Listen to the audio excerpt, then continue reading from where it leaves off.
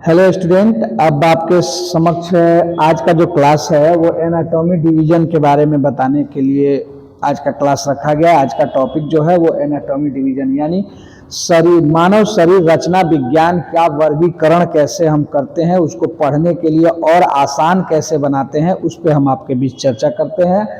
पहला, first of all, जैसा कि आपको आगे के क्लास में बताया गया, ग्रॉस एनाटॉमी। ग्रॉस एनाटॉमी क्या है, किसे बोलते हैं ग्रॉस एनाटॉमी? इसमें क्या अध्ययन करेंगे हम ग्रॉस एनाटॉमी में? तो ग्रॉस एनाटॉमी में हम संपूर्ण बॉडी को, जो नगण्य आंखों से, खुली आंखों से जो बॉडी को हम देख पाते हैं और देख के उसको अनुभव करते हैं, उस ज्ञान को हम ग्रॉस एनाटॉमी के माध्यम से जानने का प्रयास करते हैं और इसके माध्यम से अध्ययन करते हैं। यहां तक आपको क्लियर हो चुका होगा कि ग्रॉस एनाटॉमी में हम किस तरह से ज्ञान को अर्जन करते हैं। खुली आंखों से जो हम बॉडी को देखते हैं, शरीर को देखते हैं और उससे जो हम ज्ञान अर्जन करते हैं वो ग्रॉस एनाटॉमी के अधीन आता है। दूसरी टॉपिक है माइक्रोस्कोपिक एनाटॉमी। माइक्रोस्कोपिक एनाटॉमी जो है ये आपको नाम में ही क्लियर हो जा रहा है कि माइक्रोस्कोपिक एक यंत्र है जिससे कि हम छोटी सी छोटी चीजों को, जैसे जो खुली आंखों से हम नहीं देख पाते हैं, उसमें छोटी जो सबसे छोटी चीजें होती हैं उनको हम माइक्रोस्कोप, एक विशेष प्रकार के यंत्र के माध्यम से देखने का प्रयास करते हैं। उसको माइक्रोस्कोपिक एनाटॉमी, एनाटॉमी का पहले ही हमें बताया है कि मानव शरीर रचना विज्ञान, उसकी रचना यानी जो हम नग्न आंखों से जिस पार्ट को नहीं देख पा रहे हैं उसको माइक्रोस्कोप के माध्यम से उसको हम देखते हैं, जूम करके एक मशीन के माध्यम से देखते हैं, वो हम माइक्रोस्कोपिक एनाटॉमी के बीच अध्ययन करते हैं। इसमें दूसरा टॉपिक वो है जिसको हम नग्न आंखों से नहीं देख पाते हैं और किसी विशेष यंत्र के माध्यम से उसकी पढ़ाई लिखाई और उसमें ज्ञान अध्ययन करते हैं, वो माइक्रोस्कोपिक एनाटॉमी के अधीन आता है। तीसरा, ह्यूमन एनाटॉमी।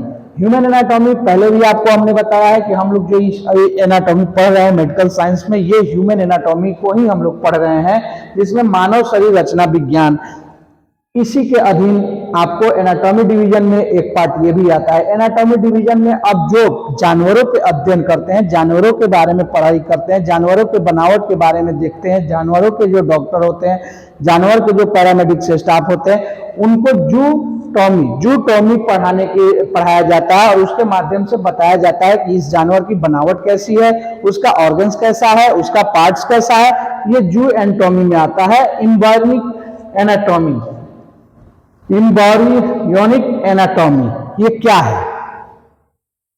इसके माध्यम से हम क्या ज्ञान अध्ययन करते हैं, क्या ज्ञान अर्जन करते हैं? इसमें हम ज्ञान अर्जन यही करते हैं कि वैसा चीज जो नया सृजन होता है, मानव शरीर में जो नया सृजन होता है उसकी एक प्रक्रिया होती है। जैसे कि एक माँ के भ्रूण में बच्चा कैसे पलता है, 9 महीने के बाद वो पूरे शरीर के साथ एक प्रक्रिया के माध्यम से बाहर आता है और पूरे जीवन को अपने जीने का शुरुआत करता है।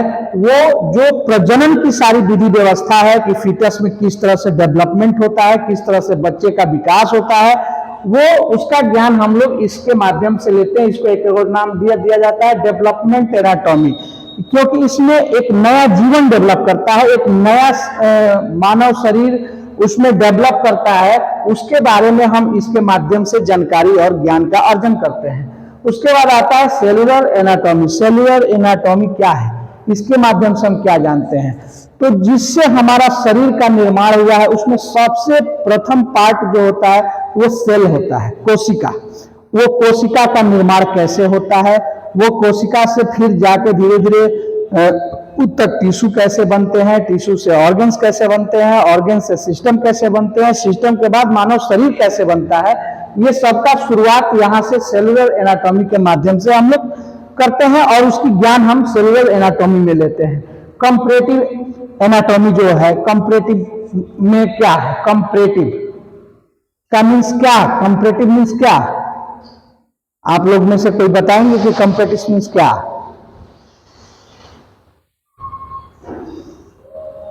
ऊपर कंपैरेटिव मीन्स क्या है? आप लोगों ने जवाब नहीं दिया, इसमें हम बताते हैं। कंपैरेटिव मतलब कंपेयर करना, सेल्स से टिश्यू, टिश्यू से ऑर्गन्स, ऑर्गन से सिस्टम, सिस्टम से ह्यूमन बॉडी। इनको कंपेयर किस तरह से जोड़ा गया है, किस तरह की इनकी क्या समावेश है हमारे मानव कंकाल तंत्र में, मानव तंत्र में, मानव रचना विज्ञान में, उन समावेश को हम इसके माध्यम से पढ़ते हैं। इसको समावेशी विज्ञान भी, समावेशी मानव शरीर रचना विज्ञान के रूप में लेते हैं और इसके माध्यम से हम इसका जानकारी और पढ़ाई करते हैं। आज का जो टॉपिक आपका था एनाटॉमी डिविजन्स, मानव शरीर रचना विज्ञान का वर्गीकरण, जो आपको ये कुछ टॉपिक के माध्यम से बताया गया और इसके बारे में हम लोग बारी बारी से और आगे विस्तृत रूप से अध्ययन करेंगे आगे के क्लास में। फिर जैसा कि आप लोगों का मैडम का क्लास होगा, बाकी सर का क्लास होगा, उसमें आप इस चीज को धीरे धीरे जानकारी रखेंगे। धन्यवाद।